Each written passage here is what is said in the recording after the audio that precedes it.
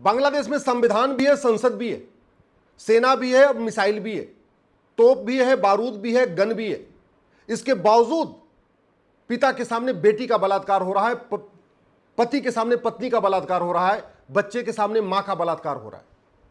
और चलिए बांग्लादेश तो छोड़िए, इतना सब कुछ हो रहा है, इसके बावजूद हमारे देश में नेता, अभिनेता, लेखक, बुद्धिजीवी, पत्रकार, कलमकार जो छोटी छोटी बात पे ट्वीट करते हैं, छोटी छोटी बात पे वीडियो बनाते हैं, वो भी मौन बैठे हुए। और ये जो पिता के सामने बेटी का बलात्कार हो रहा है या पति के सामने पत्नी का बलात्कार हो रहा है, ये जाति देख के नहीं हो रहा है, ये देख के नहीं हो रहा है कि ब्राह्मण है कि क्षत्रिय है कि वैश्य है कि दलित है, धर्म देख के भी नहीं हो रहा है। बलात्कार करते समय बलात्कारी ये नहीं देख रहे हैं हिंदू है कि जैन है कि बौद्ध है कि सिख है, केवल इसलिए बलात्कार हो रहा है कि ये काफिर है। अभी तो ऐसे वीडियो आए हैं कि बाकायदा अंडरवियर खोल के देखा गया है कि ये कहीं मुस्लिम तो नहीं है, और उसके बाद उसको मारा गया है।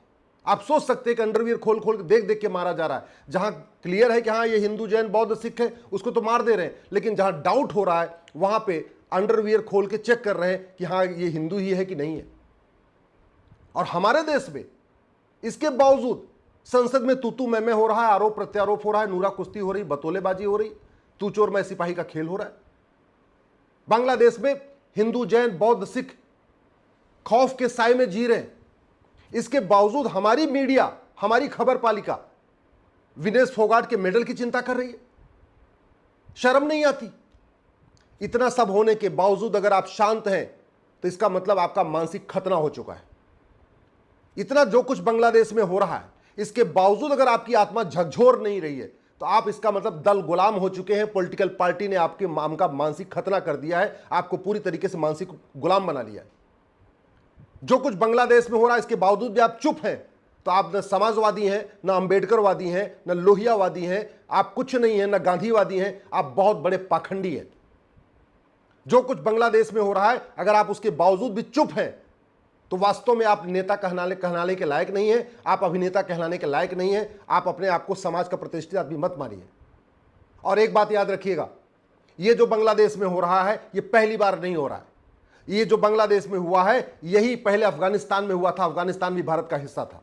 ये जो बांग्लादेश में हो रहा है यही पाकिस्तान में हुआ था और पाकिस्तान भी भारत का हिस्सा था। ये जो बांग्लादेश में हो रहा है ये मालदीव में हुआ था, मालदीव भी भारत का हिस्सा था। ये जो बांग्लादेश में हो रहा है ये कश्मीर में हुआ था और कश्मीर भी भारत का आज भी हिस्सा है। और जो आज बांग्लादेश में हो रहा है ये बाबर के समय में भी हुआ था, हुमायूं के समय में भी हुआ था, तुगलक के समय में भी हुआ था, गोरी के समय में भी हुआ था, गजनी के समय में भी हुआ था, अकबर के भी समय हुआ था। आज जो बांग्लादेश में हो रहा है ना, ये आज की कोई पहली घटना नहीं है। ये जो बांग्लादेश में हो रहा है ये सीरिया में भी हुआ है, यमन में भी हुआ है, यजीदियों के साथ भी हुआ है और भी कई देशों में हो चुका है। इसके बावजूद समस्या के मूल कारण की चर्चा नहीं हो रही है। इस समस्या के अस्थायी समाधान की चर्चा नहीं हो रही है। नरसंहार होता जा रहा है, इसके बावजूद दुकानें लूटी जा रही हैं, शोरूम लूटे जा रहे हैं, खेतों पे कब्जा किया जा रहा है, घरों पे कब्जा किया जा रहा है। बड़े बड़े हवेली वाले बेघर बन चुके हैं। जो बेचारे आराम से अपने घर में रह रहे थे आज वो सड़क पे आ चुके हैं और इसके बावजूद उनकी बहन बेटियां सुरक्षित नहीं है। कभी सोचा आपने कि वो पत्नी अपने पति से आंख कैसे मिलाएगी जिसके सामने उसका बलात्कार हो चुका है? कभी आपने उस पिता की मजबूरी सोचा जिसके सामने उसकी बेटी का बलात्कार हो रहा है और पिता असहाय है? कभी आपने सोचा उस बच्चे से अपनी मां कैसे आंख मिलाएगी जिसके सामने उसका बलात्कार हुआ है, सामूहिक बलात्कार हुआ है? अरे कुछ तो शर्म कर लो, कुछ तो अपनी आत्मा को जगा लो। पार्टियों की गुलामी कब तक करोगे? नेताओं की गुलामी कब तक करोगे? और अगर तुम सोच रहे हो कि जो बांग्लादेश में हुआ है ये भारत में नहीं होगा, तुम्हारी बहुत बड़ी भूल है। जो बांग्लादेश में हुआ है वो कश्मीर में हो चुका है, जो बांग्लादेश में हुआ है वो भारत में भी होगा अगर अभी भी तुम दल गुलामी नहीं करोगे, दल गुलामी नहीं छोड़ोगे। अभी अगर तुम्हारा मानसिक खतरा भी जारी रहा ना तो जो बांग्लादेश में हुआ है वो यहां होगा। मैं हाथ जोड़ के निवेदन कर रहा हूं, छोड़ दो दल गुलामी, छोड़ दो पार्टियों की गुलामी, कठोर कानून की मांग करो। ये जो मुगलिया जो स्कूल चल रहे हैं भारत में, 5 लाख से ज्यादा मुगलिया स्कूल चल रहे हैं जिसमें नफरत सिखाई जा रही है, उनको खत्म करवाने भारत में समान शिक्षा लागू करने की मांग करो। कम से कम 10वीं तक one nation one education board हो, वन नेशन वन सिलेबस हो, वन नेशन वन करिकुलम हो। छोड़ दो पॉलिटिकल पार्टियों की गुलामी। यहां पे भारत में समान नागरिक संहिता लागू करने की मांग करो। समान धर्मस्थल संहिता लागू करने की मांग करो, समान जनसंख्या संहिता लागू करने की मांग करो, घुसपैठ के खिलाफ कठोर कानून की मांग करो। हमारा कानून सड़ा हुआ है, इसलिए 5 करोड़ घुसपैठिए तो 2017 में ही आ गए थे, अब तो ये 5.5 करोड़ हो चुके और कोई घुसपैठिया निकाला नहीं जा रहा है। किसी एक राज्य से घुसपैठिया कोई निकाला नहीं जा रहा है। ये कड़वी सच्चाई बता रहा हूं। छोड़ दो पार्टियों की गुलामी, छोड़ दो नेताओं की गुलामी, और जिन नेताओं के भरोसे बैठे हुए हो, जिन पॉलिटिकल पार्टियों के भरोसे बैठे हुए हो, ये कुछ नहीं तुम्हें बचाने नहीं आएंगे। बांग्लादेश में हत्या बलात्कार हो रहा है, कोई पॉलिटिकल पार्टी उनको बचाने आ रही है क्या? जो वहां हिंदू जैन बौद्ध सिख 1 करोड़ से ज्यादा आज की डेट में सड़क पे आ गए हैं, वो भी वोट देते थे, वो भी पॉलिटिकल पार्टियों के सदस्य थे। बांग्लादेश का कोई धर्मगुरु, महामंडलेश्वर, कथावाचक किसी को बचा पा रहा है क्या? अरे वो अपना ही घर नहीं बचा पा रहे। बांग्लादेश का कोई व्यापारी दूसरों को बचा पा रहा है कि नहीं? वो अपनी दुकान नहीं बचा पा रहा है, अपना शोरूम नहीं बचा पा रहा है, दूसरों को कैसे बचा लेगा? बांग्लादेश का कोई नेता अभिनेता दूसरों को बचा पा रहा है क्या? वहां तो अभिनेताओं का घर जलाया जा रहा है, वहां तो गायकों का घर जलाया जा रहा है। अभी जलाया गया ना बांग्लादेश में। तो अगर तुम किसी नेता के भरोसे बैठे हो, किसी अभिनेता के भरोसे बैठे हो, किसी लेखक के भरोसे बैठे हो, बुद्धिजीवी के भरोसे बैठे हो, किसी कलाकार के भरोसे बैठे हो, सुबह से लेकर शाम तक किसी पत्रकार के लिए ताली बजाते रहते हो, तो तुम बहुत बड़े गफलत में हो। तुम्हें समझ में नहीं आ रहा है कि इस समस्या का स्थायी समाधान क्या है। इस समस्या का स्थायी समाधान है भारत में 1 nation 1 education board, 1 nation 1 syllabus, 1 nation 1 curriculum. दूसरा कोई समाधान नहीं। जब तक ये पाक नापाक की सोच खत्म नहीं होगी, तब तक अराजकता खत्म नहीं होगी, तब तक हिंसा बलात्कार नहीं रोकेगा। और पाक नापाक की सोच बचपन से आती है, स्कूल से आती है, इसलिए नफरती स्कूलों को बंद करना पड़ेगा, समान शिक्षा लागू करना पड़ेगा। जब तक ये विशेष दर्जा चलेगा, विशेष तालीम चलेगी, विशेष स्कूल चलेगा, तब तक पाक नापाक की सोच नहीं बंद होगी। पाक नापाक की सोच के लिए समान शिक्षा के समान नागरिक संहिता भी लागू करना पड़ेगा। घुसपैठियों को भगाने के लिए घुसपैठियों और उनके मददगारों की 100% संपत्ति जब्त करने, नागरिकता खत्म करने, आजीवन कारावास, फांसी देने के लिए कानून बनाना पड़ेगा।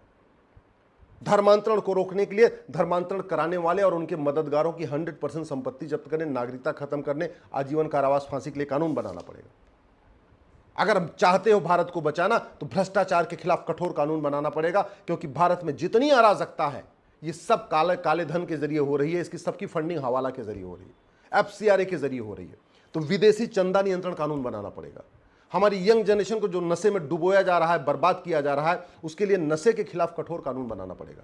और खुद भी सोच लो कि जितनी अराजकता बांग्लादेश में है, इतनी अराजकता दुबई में क्यों नहीं है, इतनी अराजकता कुवैत में क्यों नहीं है, इतनी अराजकता अरब में क्यों नहीं है? क्योंकि दुबई, अरब, कुवैत का कानून कठोर है। ऐसा नहीं है कि वहां पे सब लोग रहते हैं वहां पे। आप कभी सुना कि दुबई में कि भी हिंदू जैन बौद्ध सिख का घर जलाया गया हो? कभी सुना आपने कि कुवैत में हिंदू जैन बौद्ध सिख का घर जलाया गया हो? कभी आपने सुना कि अरब में हिंदू जैन बौद्ध सिख का घर जलाया गया? नहीं जलाया गया। क्यों? कानून इतना कठोर है। सठे साठ्यम समाचरेत, भय बिन होय न प्रीत। भारत को बचाना है तो भारत में जस्टिस विद इन ईयर लागू करना पड़ेगा, कठोर कानून बनाना पड़ेगा और जस्टिस विद इन ईयर लागू करना पड़ेगा।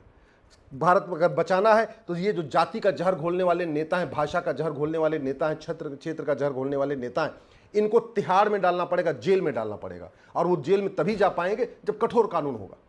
जब तक ये पाखंडी, ये जो हजारों करोड़ की कालाधन बेनामी संपत्ति इकट्ठा करके और सफेद टोपी पहन के जो संसद में पहुंच रहे हैं, जब तक ये नहीं रुकेंगे, तब तक भारत में अच्छा कानून नहीं बन पाएगा। अच्छा कानून तब बनेगा जब अच्छे लोग संसद में जाएंगे, और अच्छे लोग संसद में तब जाएंगे जब बुरे लोग तिहाड़ में जाएंगे।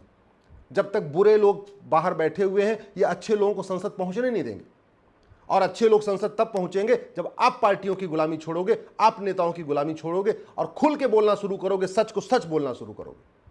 मुझे समझ में नहीं आता, जिनको चुनाव लड़ना है अगर वो मीठा झूठ बोलते हैं, समझ में आती बात। अरे आप आपको क्या, आपको चुनाव लड़ना है क्या? आपको पार्षद बनना है कि प्रधान बनना है कि सांसद बनना है कि विधायक बनना है? अगर बनना है तो ठीक है, फिर भी मीठा झूठ बोलते रहो।